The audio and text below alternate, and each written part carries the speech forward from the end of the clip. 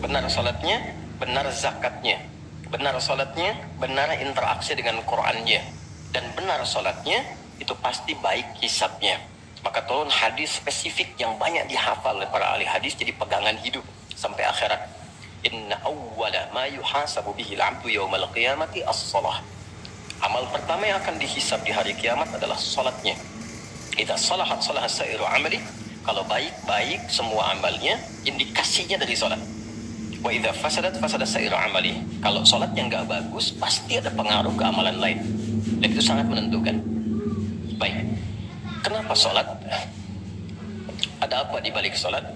Dan bagaimana cara salat yang benar yang melahirkan perubahan pada kehidupan? Itu yang coba kita turunkan sampai-sampai di bulan Ramadan pun ibadah pokoknya salat.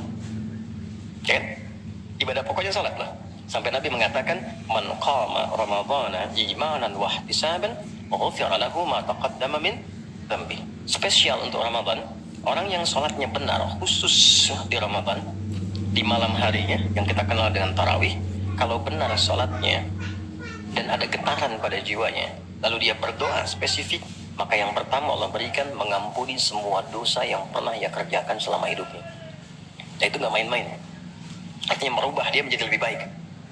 Itu salat. Karena itu kenapa ada tambahan di Ramadan spesifik untuk meningkatkan salat tarawih. Berarti ada sesuatu yang sangat penting. Yuk kita mulai. Pertama kita akan bahas dari segi nama. Dan kedua, kita akan bahas dari segi fungsi atau hikmah atau manfaat. Baru kemudian yang ketiga, kita masuk kepada persoalan teknis penunaiannya. Baik bacaan, cara, makna.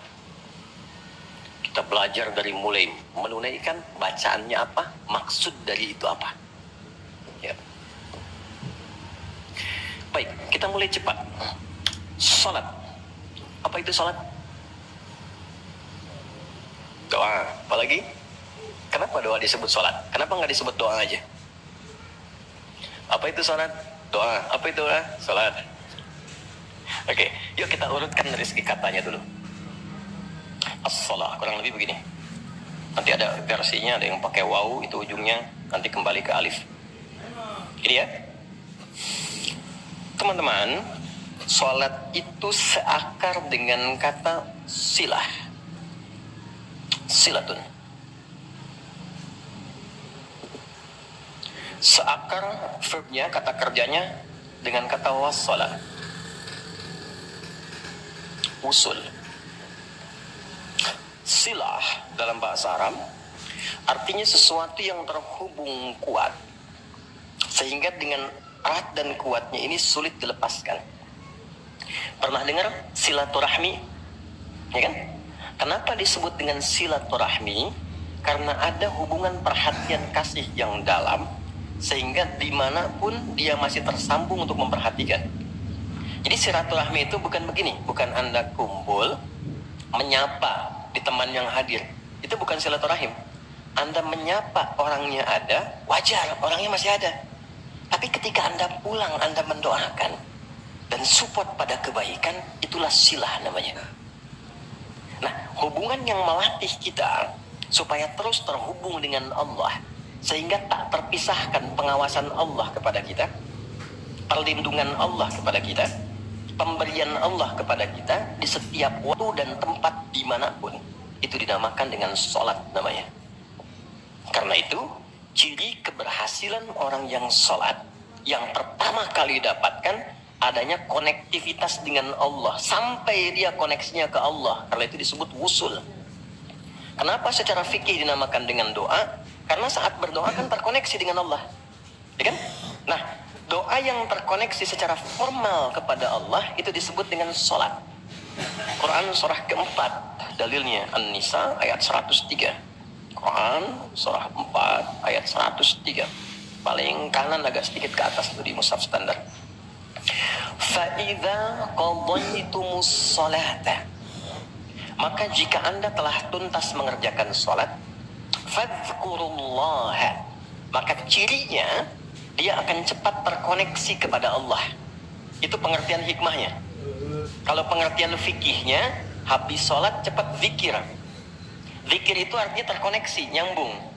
Kenapa setelah sholat ada zikir lagi yang menyambungkan? Karena ada orang yang sejak saat sholat belum nyambung dengan Allah. Itulah sebabnya nanti kita akan belajar. Masih merasakan nggak? Pernah nggak begini? Sebelum sholat mau fokus nih, tapi begitu takbir Allahu Akbar, yang akbar di lisan Allah, tapi yang akbar di pikiran, project. Ya, status belum diupdate, nyimpan sendal di mana, jemuran belum diangkat, ya kan? Ya pernah nggak suasana itu hadir? Nah kan, nanti kita akan belajar. Nah, kalau akumulasi semua ingatan itu mengganggu khusyuk kita sehingga kadar khusyuknya kecil dan belum terkoneksi dengan Allah setelah sholat, maka coba zikir sampai nyambung. Idealnya ketika sholat selesai itu punya konektivitas dengan Allah, nyambung, ingat Allah. Qiyaman, baru dia berdiri jalan sudah ingat Allah.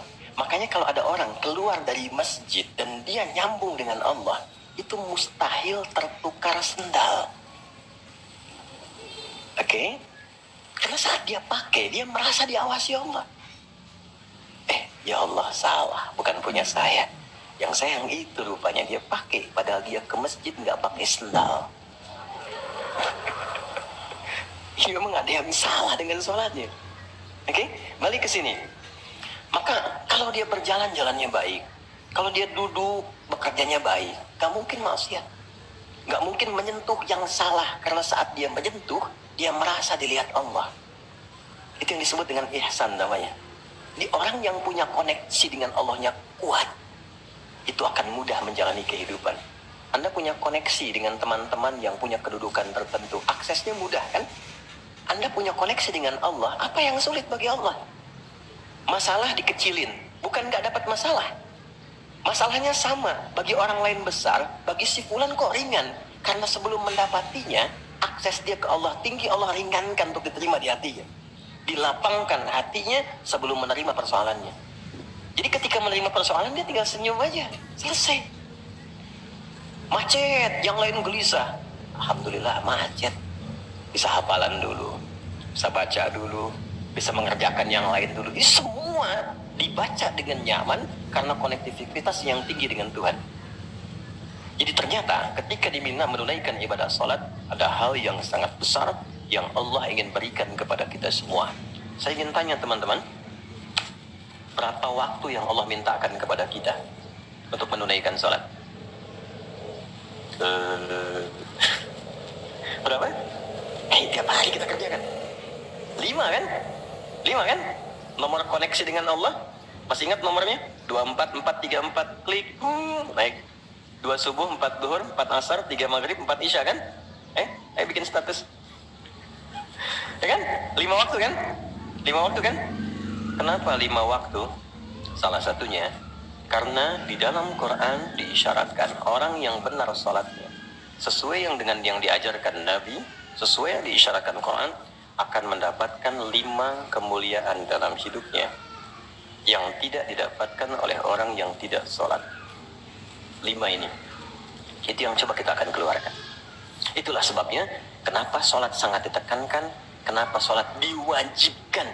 Karena Allah mewajibkan kita mendapatkan semua kebahagiaan dan kesuksesan yang kita ingin raih dalam kehidupan. 5 ini. Yuk kita mulai. 1.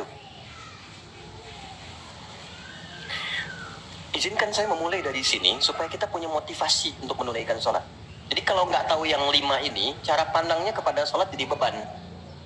Baru aja zuhur, dasar lagi. Baru maghrib, udah isya lagi. Kan? Nah, ayo isya. Tadi kan udah maghrib. Kan? Pernah merasakan itu? Karena cara pandangnya menilai sholat sebagai beban. Padahal ketika Allah wajibkan, itu cara mewajibkannya bukan sebagai beban, sebagai motivasi yang mengantarkan pada keindahan. 1, kita cepat. Quran surah ke-20 di ayat yang ke-14. Tafsirnya Quran surah 13 ayat 28. 1 paket. Kita pakai Quran hadis aja ya, biar nggak bisa didebat. Oke, Quran surah ke-20 ayat 14. Innani anallahu La ilaha illa ana fa'budni wa aqimis salata li dzikri. Sayalah Allah, kata Allah. La ilaha illa ana. Gak ada Tuhan yang layak dipertuhankan kecuali saya. Ini kalau kita belajar ngaji tentang tauhid, ya, belajar mengaji tentang dasar keyakinan, akidah. Ini ayat yang paling real, yang paling mudah dipahami, yang paling kuat pengakuannya. Saya coba kumpulkan koleksi beberapa kitab-kitab yang disucikan. Saya kumpulkan, nggak ada satupun kecuali di Quran yang tegas mengatakan, Tuhannya langsung mengatakan, tidak mewakili perwakilan. Sayalah Allah. Satu-satunya yang dipertuhankan, sembah saya. Coba di Quran. Kita simpan ini dalam bab tauhid. Sekarang kita teruskan. Bagaimana cara menyembahmu ya Allah? Fa'budni wa aqimis sholata li dzikri. Tunaikan sholat. Ya, sebagai pembuktian penyembahan kepadaku. Li dzikri. Untuk mengoneksikan dirimu denganku. Satu, sholat adalah pembuktian sebagai hamba. Pembuktian iman. Pelan-pelan. Yang pertama, teman-teman sekalian, ketika Allah menerangkan fungsi salat yang pertama untuk membangun konektivitas yang kuat dengan Allah, itu ternyata dasarnya bukan materi, bukan kedudukan, tapi penghambaan. Supaya engkau membuktikan diri engkau itu hambaku, sembahku, lewat salat. Jadi kalau ada orang yang mengatakan Tuhanmu siapa? Allah, tapi dia nggak mau sholat, itu kata Nabi belum sempurna kebertuhanannya kepada Allah. Ya, al-farqu bainal mu'min wal kafir tarku sholat, kata Nabi. Perbedaan orang yang mengaku beriman dengan yang belum beriman dilihat dari sholatnya. Jadi kalau dia sudah menunaikan sholat, itu pembuktian keimanannya kepada Allah, kebertuhanannya. Jadi kalau ada orang mengaku muslim, dia belum menunaikan sholat, maka dipertanyakan keimanannya. Karena itulah kemudian kata sholat disebut juga di Al-Quran dengan kata iman. Buka Quran surah kedua ayat 143. Lihat di pertengahan. Wa ma kana Allahu liyudhi'a imanakum. Jika ada hamba siapapun menunaikan sholat, aku nggak akan sia-siakan sholat yang dilakukan dengan imannya itu. Maksudnya apa? Akan dibalas, diberikan perhatian sesuai dengan kadar sholatnya. Disebut dengan iman. Dan yang paling dahsyat, ketika seseorang sholat menghamba, kan gerakannya ruku, sujud, menghamba kan? Maka naik statusnya dari sekedar manusia biasa menjadi abdun. Teman-teman, ini rahasia besarnya. Perintahnya fa'budni, yang kita baca iyyaka na'budu, asal katanya dari kata abada, orangnya abdun, zamannya ibad. Dan tidak pernah disebutkan dalam Quran kata abdun kecuali untuk mengangkat derajat hamba di hadapan Allah. Contoh, Nabi Muhammad ketika peristiwa Isra dan Mi'raj dipanggilnya dengan nama apa? Quran surah 17 ayat 1. Subhanalladzi asra bi'abdihi. Tidak disebut Nabi, tidak disebut Rasul, tapi abdun. Nabi Sulaiman ketika diberikan kekuasaan besar, punya kedudukan yang hebat sampai menundukkan awan. Ya, sebelum Songgoku, Songgohan punya awan kinton, Nabi Sulaiman sudah punya duluan. Suzuka Yatanabe tahun 96 kan, bikin komiknya. Saya nggak terlalu baca itu atau nonton, tapi saya tahu. Itu awan ditundukkan, angin bolak-balik. Ketika mendapatkan kedudukan itu, sifat yang disebutkan abdun, bukan Nabi, bukan Rasul. Quran surah 38 ayat 30. Wa wahabna li Dawud Sulaiman ni'mal abdu. Oke, Nabi Zakaria alaihissalam ketika akan diangkat statusnya dari suami menjadi ayah dan sudah berharap tinggi, dikabulkan, naik status, diberikan anugerah, disebutnya dengan abdun. Quran surah 19 di ayat yang kedua. Dzikra rahmati rabbika abdahu Zakaria. Nabi Nuh diangkat status memimpin kelompok generasi manusia setelah Nabi Adam, naik ke kapal, jadi pemimpin besar. Begitu diangkat, yang disebut statusnya abdun. Quran surah 17 ayat 3. Innahu kana abdan syakura. Kenapa disebutkan abdun? Abdun itu sifat penghambaan. Semakin tinggi ibadahnya, semakin tinggi pendekatannya ke Allah, semakin diangkat. Jadi dengan Allah itu, karena Allah Khalik, kita makhluk. Laisa kamitslihi syai', nggak sama sifatnya. Jadi kalau ke Allah itu jangan terlalu ngangkat. Kalau tinggi direndahkan, kalau rendah ditinggikan. Karena itu kenapa saat sholat kita merendah supaya ditinggikan. Itu poinnya. Jelas ya? Itulah sebabnya kenapa Nabi dijamin surga. Turun surah Al-Kautsar itu satu-satunya Nabi yang sebelum wafat turun surganya. Rasulullah dengan turunnya surah Al-Kautsar. Kenapa? Salah satunya karena ibadahnya. Coba lihat kesaksian Sayyidah Aisyah itu di Al-Bukhari nomor hadis 1147. Kedatangan tabi'in namanya Abu Salamah bin Abdurrahman, tanya bagaimana sholat malamnya Nabi. Kata Sayyidah Aisyah, jangan ditanya panjang dan khusyuknya, panjang dan bagusnya. Beliau memang sholatnya 4 rakaat di awal, tapi jangan tanya panjang dan bagusnya. Beberapa sahabat dulu pernah pengen tahu, penasaran. Diikuti sholat di belakang Nabi. Ternyata rakaat pertamanya dikira Al-Baqarah 100 ayat akan ruku. Ternyata disambungkan ke 286 ayat sampai selesai. Dikira setelah selesai akan ruku. Ternyata Alif Lam Mim lagi, Ali Imran sampai selesai 200 ayat. Dikira ternyata setelah la'alakum tuflihun 200 ayat Ali Imran akan ruku. Nyambung An-Nisa 176 ayat. Baru kemudian ruku setelah 5 juz 4 halaman. Ruku. Besoknya orang-orang ini nggak ikutan lagi. Udah. Lain memang levelnya. Salam. Tersentuh kaki Nabi itu dengan tangan Sayyidah Aisyah. Ini menunjukkan sederhana kehidupannya. Bayangkan kan, suami sholat, istri tidur, nyentuh bagian kaki. Kira-kira tidurnya, alasnya di mana tuh? Nabi besar loh, ahli surga, hebat, pemimpin besar, kehidupan demikian. Tapi kalau sedang beramal, kaya. Sodakoh, kaya, sholat, kaya, kakinya bengkak. Kata Sayyidah Aisyah, kenapa begini ya Rasulullah? Alam takun maghmunah, alam takun ma'sumah. Engkau kan dijamin surga, surahnya sudah turun. Engkau dijaga dari kesalahan maksum. Jawabannya ringan sekali. Afala akunu abdan syakura, abdun. Apa nggak boleh aku menjadi hamba yang bersyukur? Ternyata syukur itu kalau dulu para nabi itu pakai ibadah. Jadi kalau dapat nikmat nih teman-teman, ini rahasia hari ini ya. Di antara kita saja ya.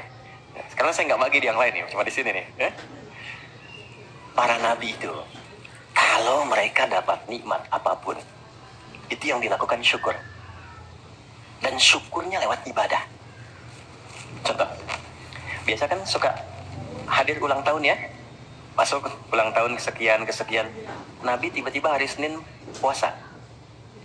Ditanya oleh sahabat, ya Rasulullah kenapa puasa? Kata Nabi, ini hari lahirku. Jadi mensyukuri nikmat kelahiran dari waktu yang telah berjalan, itu pakai ibadah. Begitu dapat anugerah surga, turun Al-Kautsar, malah diminta ibadah oleh Allah. Inna a'tainakal. Setelah itu apa?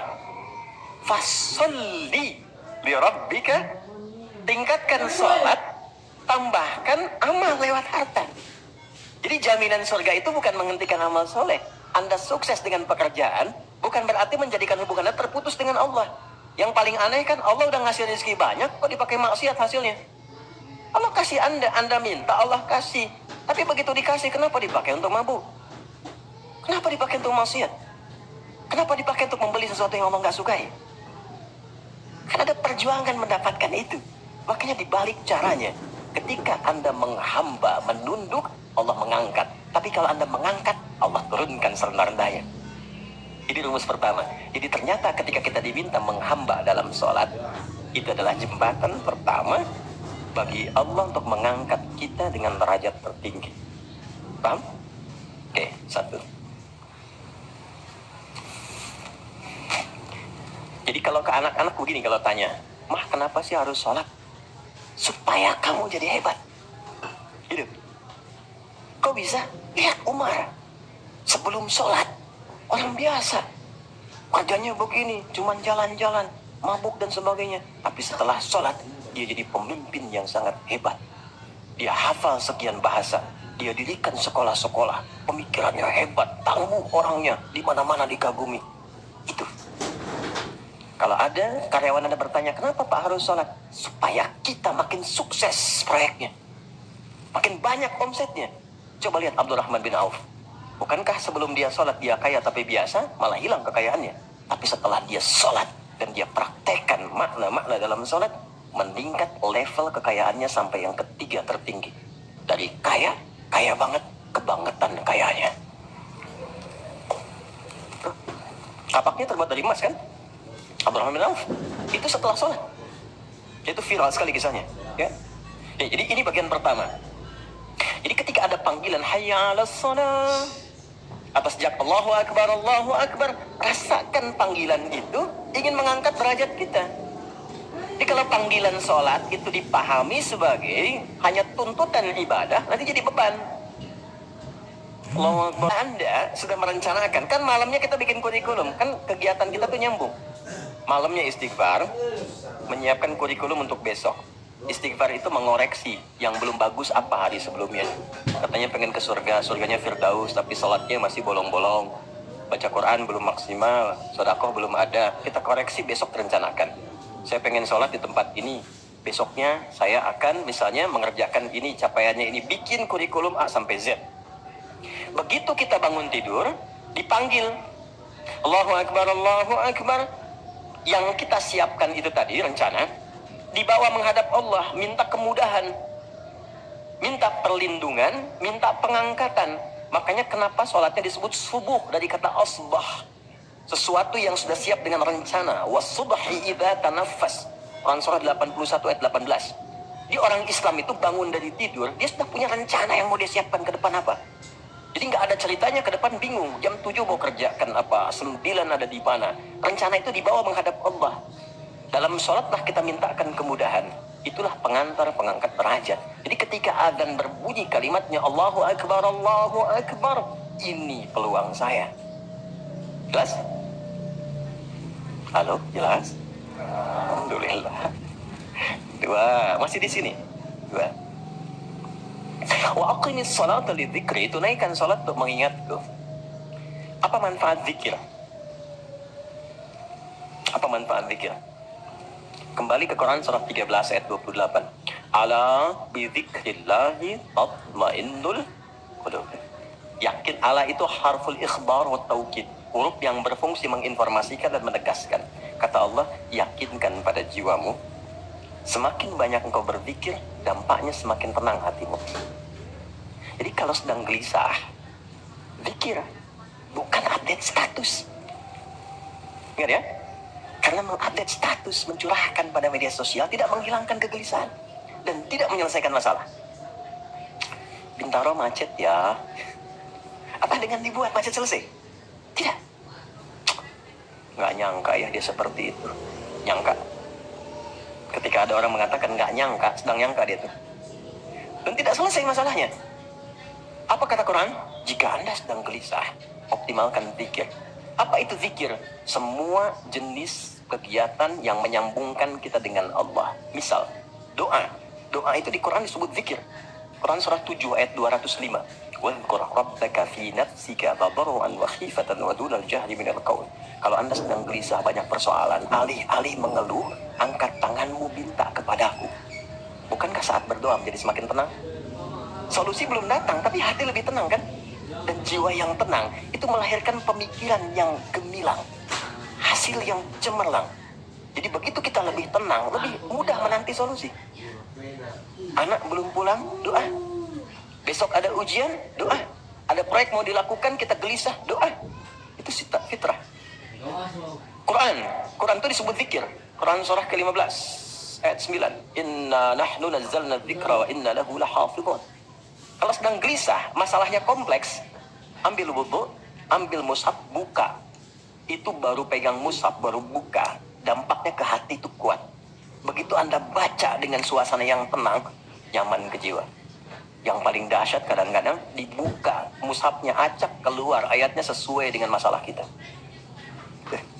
Itu Quran. Ya. Apalagi kalimat thayyibah. Subhanallah, alhamdulillah, Allahu Akbar, Masya Allah, Astaghfirullah. Itu zikir. Quran surah 4 ayat 103.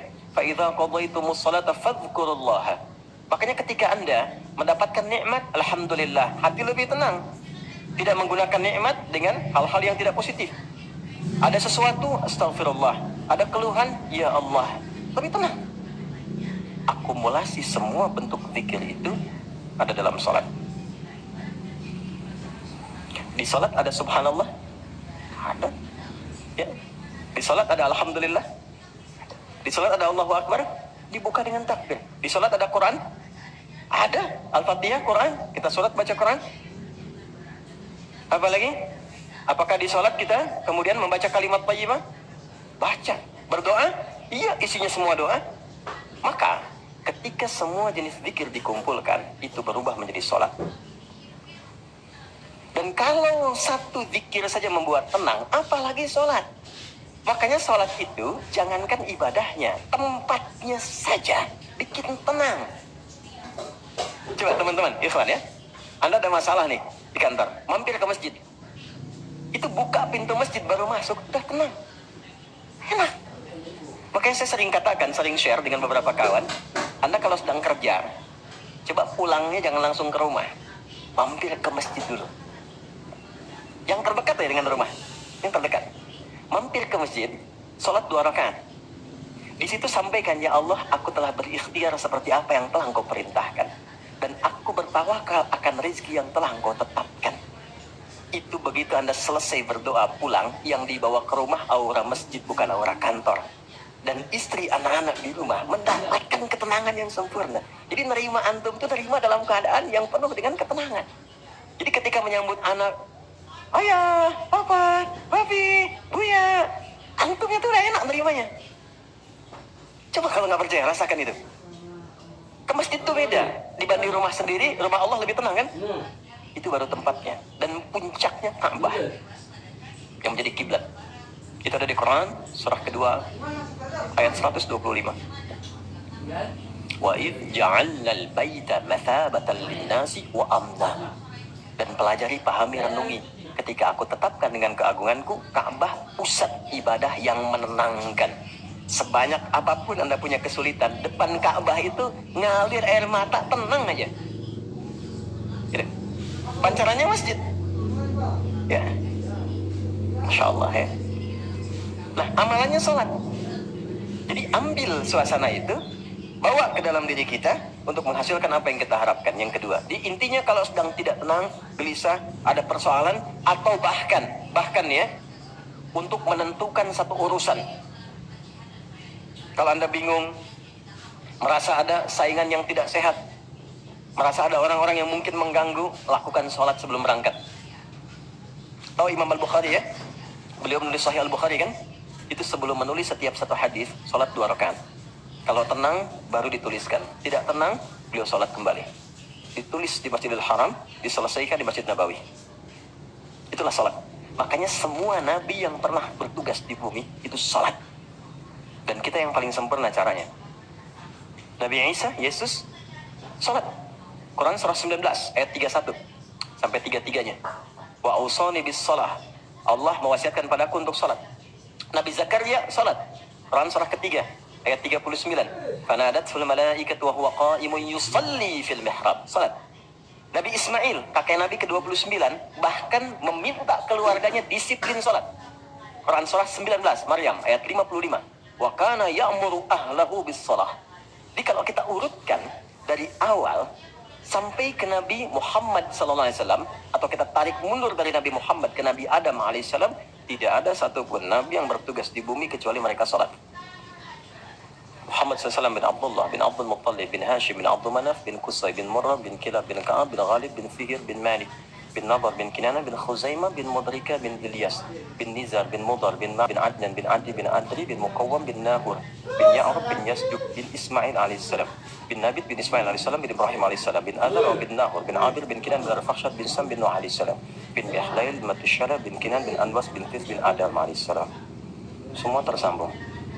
Ayo ulangi. Semua sholat. Oke? 3. Quran surah 29 ayat 45. Salat bila dikerjakan dengan benar, akan merubah pelakunya menjadi lebih baik. Secara singkatnya, sholat mendidik kita menjadi pribadi yang baik. Nah, sumber keburukan itu yang menjadi lawan dari baik itu ada dua. Jadi kalau ada orang yang tidak baik, anak yang kurang baik, ayah yang kurang baik, ibu yang kurang baik, itu artinya ada satu dari dua ini yang melekat pada dirinya.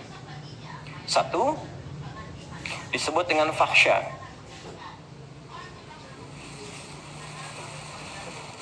Keburukan yang bersumber dari syahwat, kata-kata kotor, jorok, zina, LGBT, pornografi, porno aksi, dan semisalnya.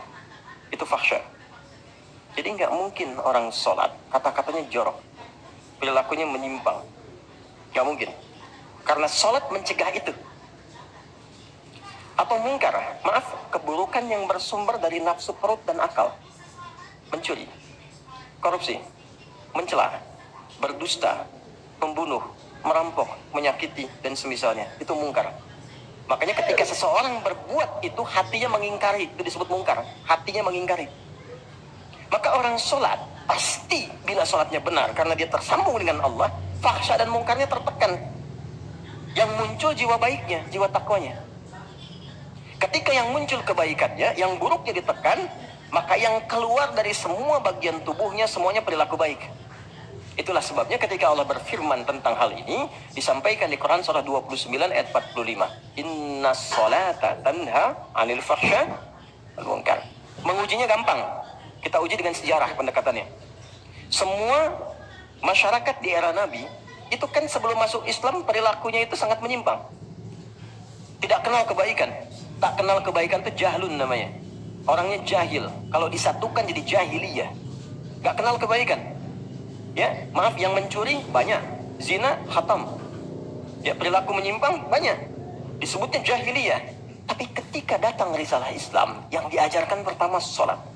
Sholat merubah mereka dari jahiliyah menjadi khairu ummah. Kalau ada yang paling jujur itu, yang paling dermawan itu, yang paling baik itu, paling disiplin itu. Kok bisa sholat ditunaikan bisa merubah seseorang jadi lebih baik? Ada sesuatu dalam sholat. Itu yang nanti kita akan pelajari. Itulah sebabnya kenapa anak-anak dari kecil usia 7 tahun khususnya yang diajarkan sholat. Masih ingat hadisnya? Ya, saat anak berusia 7 tahun ajarkan sholat. 10 tahun dia masih malas, beri pelajaran yang membuat dia mengerti. Bukan berarti harus memukul ya. Kalau di Arab adatnya begitu, itu biasa. Doroba itu memberi pelajaran maksudnya. Kurangi uang jajannya, berikan pelajaran yang baik kepada dia supaya mengerti kenapa mesti sholat. Kenapa dari usia 7 tahun? Supaya anak itu tumbuh jadi baik. Itu maksudnya. Cuma anak sekarang advance. Gen Z yang sekarang itu sebelum sholatnya sempurna, TK sudah manasik ya. Nggak apa-apa sih, cuma ini maksimal dulu yang kedua ya. Oke, 4, saya cepat karena waktu kita terbatas. 4. Salat bila dikabulkan, bila dilakukan dengan benar. Saya ulangi, salat bila dilakukan dengan benar, sesuai isyarat petunjuk Al-Quran dan contoh yang disampaikan Nabi, maka bisa mempercepat terkabulnya doa. Oke? Mempercepat terkabulnya doa. Itulah kenapa secara bahasa salat disebut doa. Kalau benar mengoneksikan diri kita dengan Allah sang pengabul doa, koneksinya cepat, sinyalnya kuat, itu nggak ada sekat, menggoncang arus, langsung dikabulkan. Dan nggak ada jeda. Oke, Quran langsung, surah ketiga, ayat 38 sampai 39.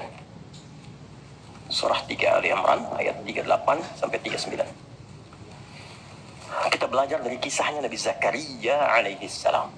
Contoh kecil sekali. Secara singkat sudah berumah tangga, sudah sekian lama, rambut sudah memutih, fisiknya sudah letih. Itu dilukiskan di surah Maryam nanti, ayat 1-9 kita dapati. Istri divonis secara medis, nggak mungkin punya keturunan. Secara medis loh, sudah menofus dan mandul. Secara medis nggak mungkin, secara klinis nggak mungkin. Tapi ini yang paling hebat. Jika manusia, catat ini baik-baik ya, Jika manusia sudah menyimpulkan nggak bisa, itu tanda langsung dari Allah supaya menengadahkan permohonan langsung kepada Allah tanpa campur tangan makhluk. Karena Allah ingin mengabulkan apa yang Anda minta secara langsung, bukan lewat campur tangan makhluk. Baca itu. Dan pahami untuk tidak putus ikhtiar. Jadi kalau rahmat Allah itu jangan dibawa dengan putus asa. La taqnatu min rahmatillah. Jangan pernah putus asa. Jadi jangan ada bahasa begini, ya nggak mungkin, ya nggak bisa. Jangan diambil. Begitu orang mengatakan nggak mungkin, itu tanda dari Allah. Allah ingin memberikan langsung tanpa campur tangan manusia. Maka apa yang dilakukan Nabi Zakaria? Beliau kemudian sholat di mihrabnya Maryam. Ini saya sedikit bahas tentang mihrab, sedikit saja.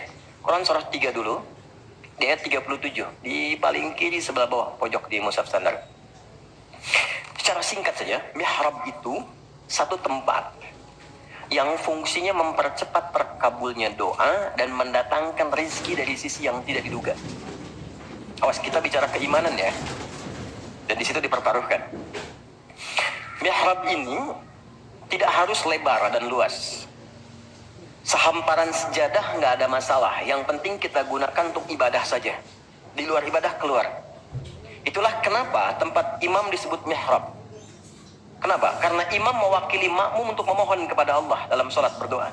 Makanya kualifikasi imam mesti khusus, bukan imam biasa. Baik. Kemudian, tidak harus di masjid, di rumah boleh dibikin. Maryam pernah dibuatkan mihrab. Saat beliau mengkhususkan diri ibadah, di situ apa yang terjadi? Fataqabbalaha rabbuha biqabulin hasanin wa ambataha nabatan hasanan wa kaffalaha Zakaria.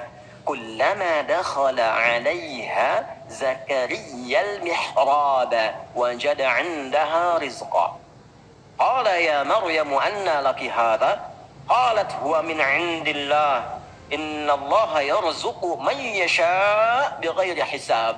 Ini poinnya. Setiap Nabi Zakaria mengantarkan kebutuhan Maryam, pakaiannya, makanannya, kebutuhannya, itu sudah ada. Dan ingat, status Nabi Zakaria itu Nabi loh. Beliau tahu itu pasti dari Allah. Tapi ingin dikonfirmasi apakah pendidikan beliau selama ini sudah meresap pada jiwanya atau belum. Ditanya, Maryam dari mana semua ini? Maka beliau jawab, Maryam jawab, Huwa min indillah. Paman, ini semua dari Allah. Oke? Allah memberikan apapun yang ia kehendaki tanpa batas pada siapa yang diingini. Maka ini dibaca oleh Nabi Zakaria. Mayyasha itu. Jadi kalau ada di Quran diksi Mayyasha, jangan simpulkan ini untuk dia saja. Maksudnya, jadi seperti dia, maka Allah akan berikan seperti Allah berikan kepada dia. Maka Nabi Zakaria kemudian sholat di mihrabnya Maryam itu. Minta sesuatu yang selama ini kata orang terbatas. Apa yang dilakukan? Sholat. Dalam sholatnya minta. Perhatikan cara mintanya. Satu, menyebut nama Allah sesuai kebutuhan. Jadi Allah bentangkan semua nama terkait semua kebutuhan kita. Anda butuh rizki, sebut ya Razak. Anda butuh ilmu, sebut ya Alim. Ya kan? Anda butuh ketahanan mental diri, sebut ya Sabar. Itu 99 tersebar. Itu rumusnya di Quran surah ke-17 ayat 110. Quran surah 17 Al-Isra ayat 110. Qul id'ullaha aw id'ur rahman ayyamma tad'u falahul asmaul husna. Kalau Anda punya persoalan, segera curhatkan kepada Allah, minta, berdoa. Sebut ya Allah yang standar, atau ya Rahman naik sedikit, atau pilih nama yang sesuai kebutuhan kita. Jadi nggak harus semua disebut, takutnya nggak butuh dikasih. Ya Allah ya Sabar, nggak pengen punya masalah, turun masalah kan? Nah, Nabi Zakaria divonis ada keterbatasan, nggak mungkin diberi. Maka beliau meminta dengan nama Allah yang memberi tanpa batas. Dalam bahasa Arab disebut dengan Wahhab, pemberi tanpa batas. Kalau dialihkan jadi bentuk permintaan, fi'lil amri lit talab, bukan perintah di sini tapi untuk meminta, maka rubah kalimatnya jadi hab. Kalau untuk pribadi, habli. Untuk komunal banyakkan hablana. Karena ini kasusnya pribadi, maka di ayat 38 beliau meminta, hunalika di mihrabnya Maryam, da'a Zakaria rabbah.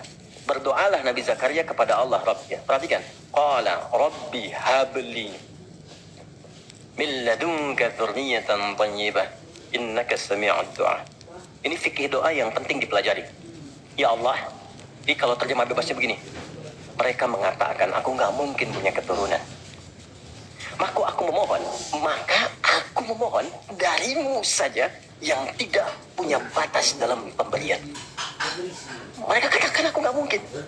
Aku mohon kepadamu yang tidak punya batas dalam pemberian. Innaka sami'ud du'a, sungguh engkau pasti mendengar doaku. Kalau kepada yang maha mendengar tidak terkabul juga, kepada siapa lagi aku mesti memohon?